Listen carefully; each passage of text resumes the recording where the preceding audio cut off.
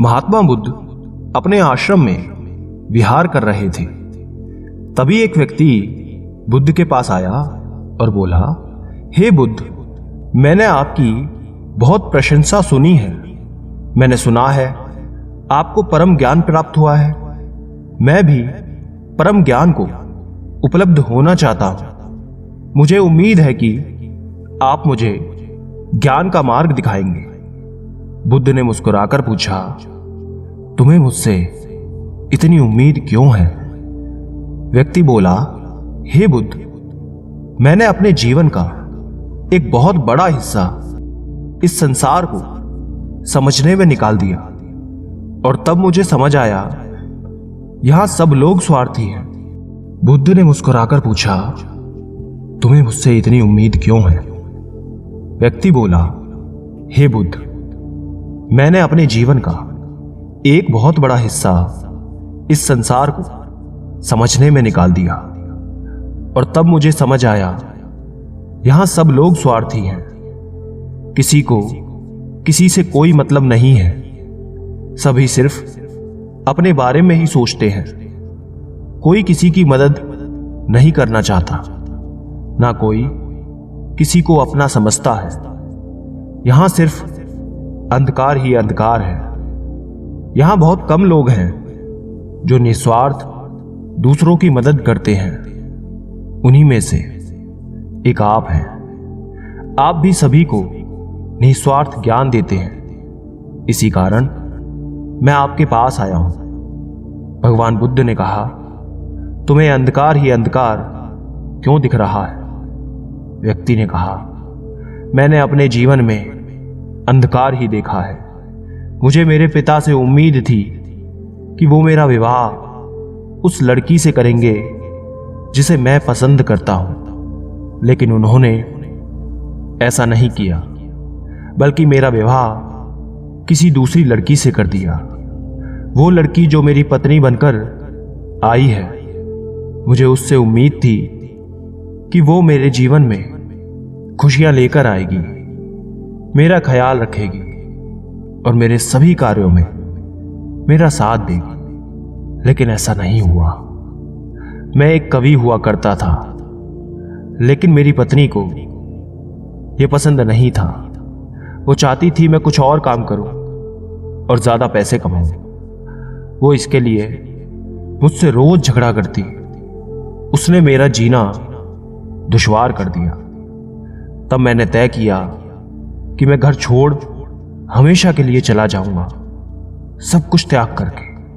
और मैंने ऐसा ही किया। मैंने घर त्याग किया। उसके बाद मैं अपने मित्र के पास गया। मुझे उम्मीद थी कि वो मेरी मदद जरूर करेगा, लेकिन उसने ऐसा नहीं किया। तब मैं समझ गया कि इस दुनिया में कोई किसी का नहीं है, सब अपने मतलब के लिए हैं। तब मैं साधुओं, महात्माओं, उनके पास चला गया। वहां मैंने उनसे ज्ञान की बातें सीखी, उनका आशीर्वाद भी लिया और तब मुझे समझ आया कि दुनिया एक माया से अधिक कुछ भी नहीं है। यहां हर व्यक्ति भ्रमित हो जाता है और इस माया में पड़ा रहता है। लेकिन मैं खुशनसीब था जो इस माया की दुनिया से बाहर निकल आया। अब मुझे पता है कि हम ईश्वर की भक्ति और ज्ञान के माध्यम से ही अपने परलोक को सुधार सकते हैं, जहां हमें ईश्वर की प्राप्ति होगी और हमें कोई भी कष्ट नहीं होगा।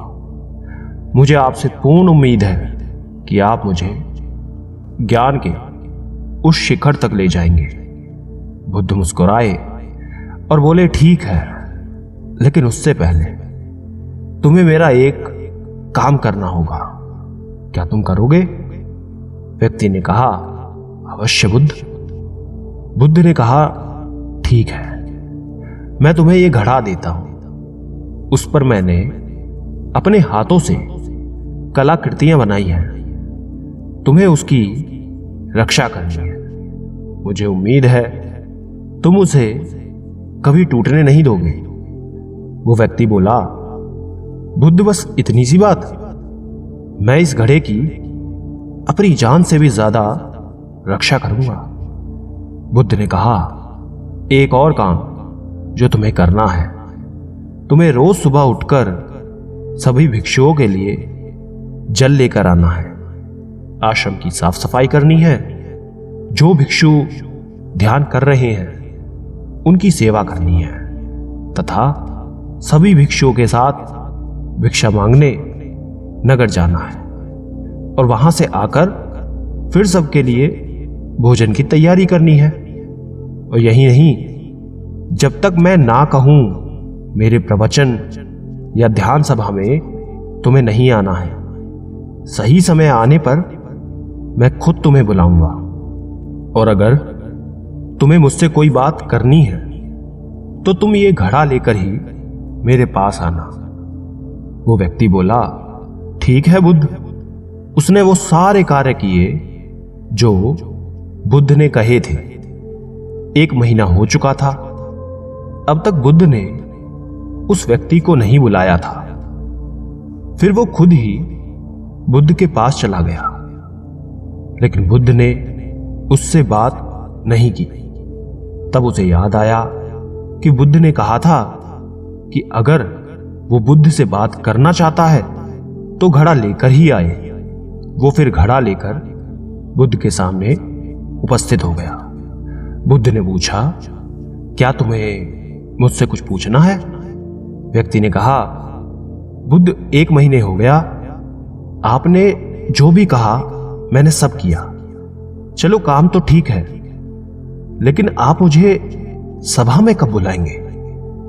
बुद्ध ने कहा, सही समय आने पर मैं तुम्हें खुद बुला लूंगा। ये सुन वो व्यक्ति वहां से चला गया और अपना काम करता रहा। ऐसे देखते हुए 1 महीना और बीत गया। 2 महीने हो चुके थे। वो उसी तरह अपना काम कर रहा था। उसने बुद्ध से जाकर फिर वही प्रश्न किया। बुद्ध ने फिर कहा, सही समय आने पर मैं तुम्हें खुद बुला लूंगा। ये देखते देखते 1 और महीना बीत गया। अब व्यक्ति का धैर्य जवाब दे रहा था। वो व्यक्ति बुद्ध के एक शिष्य आनंद के पास गया और बोला, हे आनंद, बुद्ध सही नहीं कर रहे हैं। मुझसे बाद में आए शिष्यों को बुद्ध ने अपनी सभा में शामिल कर लिया, लेकिन मुझे अभी तक नहीं किया।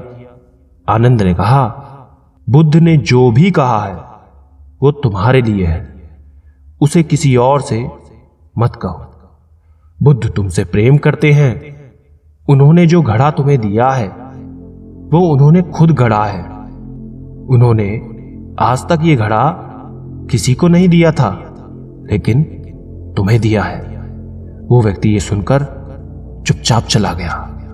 उसे लगने लगा कि ये घड़ा देकर बुद्ध ने उसे अपना गुलाम बना लिया है। एक दिन उस व्यक्ति के धैर्य ने जवाब दे ही दिया और वो घड़ा लेकर बुद्ध के सामने खड़ा हो गया और बोला, आप मुझे मूर्ख बना रहे हैं। मैं जब से आया हूं तब से इंतजार कर रहा हूं कि आप मुझे सभा में बुलाएंगे, ज्ञान देंगे, लेकिन आपने ऐसा कुछ नहीं किया। जब भी मुझे आपसे बात करनी होती है, मुझे ये घड़ा लेकर आपके पास आना होता है। मुझे लगा था आप मुझे कुछ सिखाएंगे, लेकिन ऐसा नहीं हुआ। आप मेरी उम्मीदों पर खरा नहीं उतरे। ये सुन बुद्ध मुस्कुराए और बोले कि जल्द ही मैं तुम्हें ध्यान सभा में बुलाऊंगा। वो व्यक्ति भड़क गया और बोला, मुझे आपके किसी भी ज्ञान की जरूरत नहीं है। मुझे नहीं लगता आपको कोई ज्ञान प्राप्त हुआ भी है। आप झूठे हैं। आप झूठा ही अपने ज्ञान का प्रदर्शन करते हैं और मुझे आपके इस घड़े की भी कोई जरूरत नहीं है। और वो घड़ा उस व्यक्ति ने जमीन पर दे मारा। घड़ा टूट गया। बुद्ध एक कपड़े में उस घड़े के टुकड़े को समेटने लगे। ये देख वो व्यक्ति लज्जित हो गया और बुद्ध से माफी मांगने लगा और बोला, बुद्ध मुझे क्षमा करें। मुझे क्रोध आ गया था। बुद्ध ने मुस्कुराते हुए कहा, अब समय आ गया है, तुम सभा में उपस्थित हो सकते हो। बुद्ध उस व्यक्ति को सभा में ले गए और प्रवचन शुरू हुआ। बुद्ध ने कहा, इस दुनिया में व्यक्ति का सबसे बड़े दुख का कारण उसके किसी वस्तु से खुद को जोड़ना है। जब हम किसी से कोई उम्मीद लगा देते हैं और वो पूरी ना होने पर हमें दुख देने लगती है। एक पिता की उसके पुत्र से उम्मीद होती है कि वो उसके बताए रास्ते पर चले, और पुत्र की पिता से कि वो उसके बताए रास्ते में साथ जाने का सहयोग दे। ऐसे ही कुछ उम्मीदें पति पत्नी को एक दूसरे से होती हैं।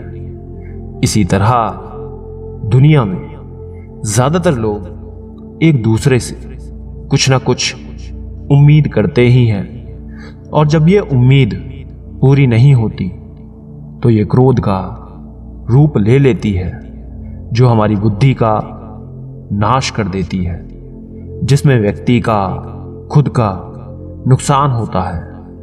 क्रोध गर्म कोयले को अपनी हथेली पर रखने के समान होता है, जिससे हम दूसरों को जलाना चाहते तो हैं, लेकिन उसमें पहले आप खुद का हाथ जला लेते हैं। बुद्ध अपने कपड़े से उस घड़े के टुकड़ों को निकालकर उस व्यक्ति के आगे रख देते हैं और पूछते हैं, क्या तुम इसे वापस जोड़ सकते हो? वो व्यक्ति लज्जित होकर बोला, हाथ जोड़कर बोला, भगवान बुद्ध, मुझे माफ करें, मेरी बुद्धि नष्ट हो गई थी जो मैंने ऐसा काम कर दिया, मैं इसे वापस नहीं जोड़ सकता। बुद्ध ने कहा, मैं यही आपको समझाना चाहता हूं। तुमने पूरी जिंदगी दूसरों से उम्मीद करी, जब वो पूरी नहीं हुई तब तुम क्रोध में आकर वहां से भाग गए, जिससे तुम्हारा ही नुकसान हुआ। वो व्यक्ति बोला, क्या हमें किसी से कोई उम्मीद नहीं करनी चाहिए? बुद्ध ने कहा, जब भी तुम दूसरों से अपने स्वार्थ के लिए उम्मीद करोगे तो दुख पाओगे, लेकिन अगर वही तुम दूसरों को सुख देने की उम्मीद करोगे तो तुम्हें खुद भी सुख मिलेगा। वो व्यक्ति बोला, हे बुद्ध, आप मुझे क्षमा करें और अपने चरणों में जगह दें। मैं भी परम ज्ञान की तरफ आगे बढ़ना चाहता हूं। बुद्ध ने कहा, अभी तुम अपने घर जाकर अपने पिता और पत्नी के साथ रहो। तुम्हें अभी गृहस्थ जीवन जीने की आवश्यकता है। व्यक्ति ने बुद्ध से कहा, हे बुद्ध, क्या मुझे ज्ञान प्राप्त करने का अधिकार नहीं है?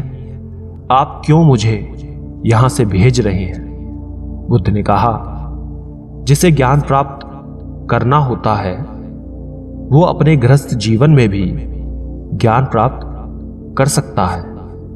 तब परिवार के लोग रास्ते का रोड़ा बिल्कुल नहीं बनते, बल्कि सहयोगी नजर आते हैं। अभी तुम्हें इस दुनिया में अंधकार ही अंधकार नजर आता है।